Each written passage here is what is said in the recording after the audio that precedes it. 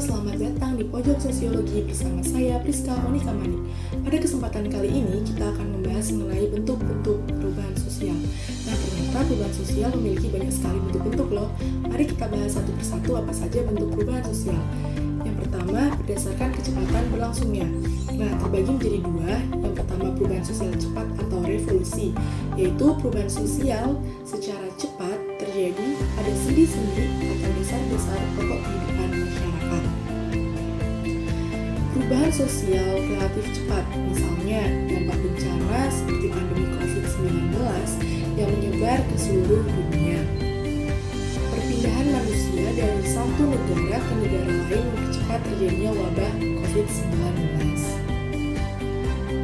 Akibatnya, masyarakat mengalami guncangan karena sistem sosial dan kondisi lingkungan berubah dalam waktu singkat.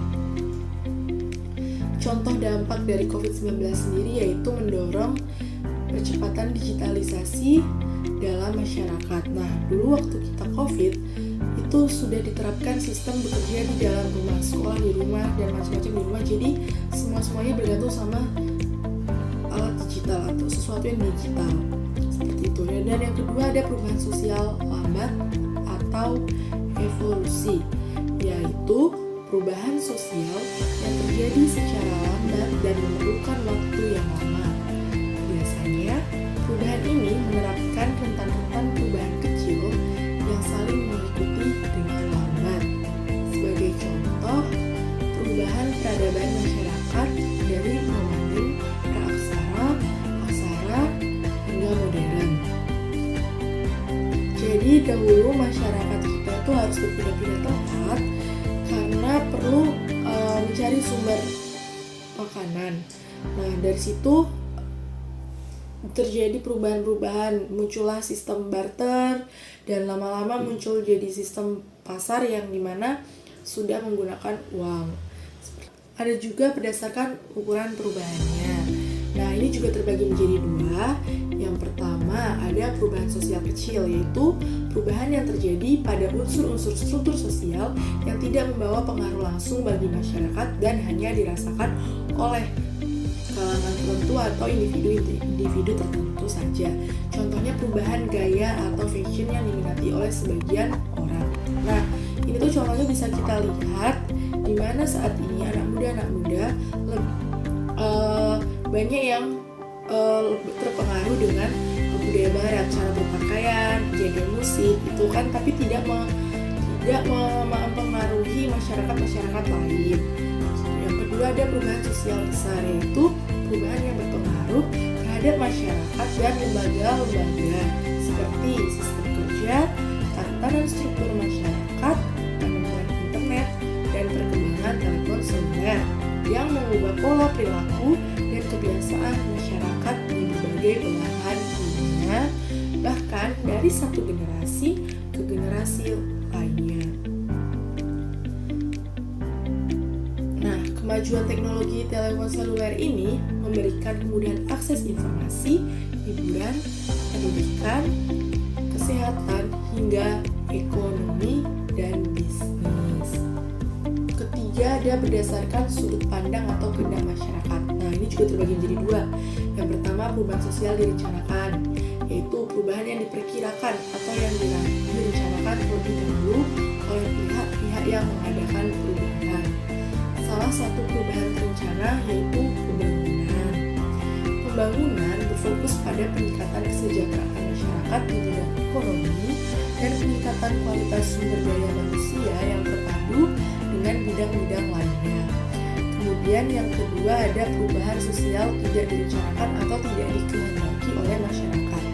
Nah, ini tuh pengertiannya adalah perubahan yang terjadi di luar jangkauan pengawasan masyarakat atau kemampuan manusia. Contohnya bencana alam yang merusak lingkungan. Nah, COVID-19 tadi juga termasuk dari perubahan sosial tidak direncanakan karena COVID-19 juga datang secara tiba-tiba tanpa direncanakan terlebih dahulu sebelumnya. Nah, yang keempat ada nih berdasarkan sifat perubahannya. Nah, berdasarkan sifat perubahannya ini sendiri juga dibagi lagi menjadi dua.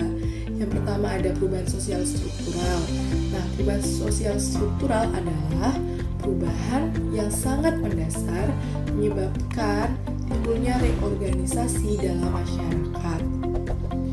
Bentuk perubahan sosial struktural yang menyebabkan reorganisasi mengacu pada perubahan dalam struktur masyarakat yang signifikan yang kemudian mempengaruhi cara masyarakat tersebut berfungsi dan berinteraksi.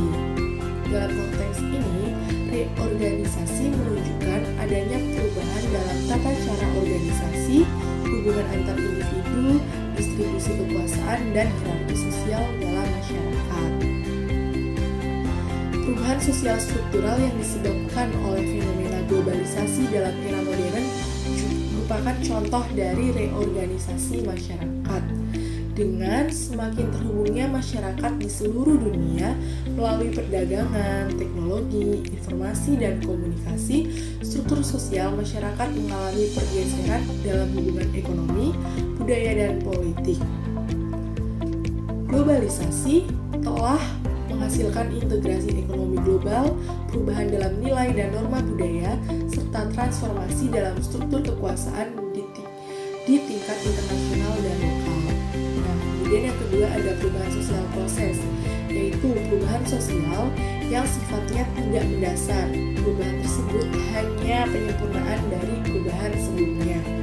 Perubahan sosial tersebut cenderung bersifat inkremental atau bertahap, dengan fokus pada penyempurnaan atau pengembangan dari sistem yang sudah ada daripada transformasi mendalam.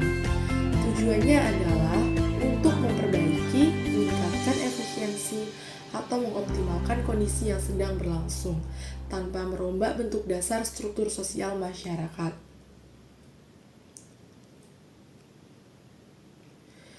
Contoh dari bentuk perubahan sosial ini yaitu reformasi pendidikan.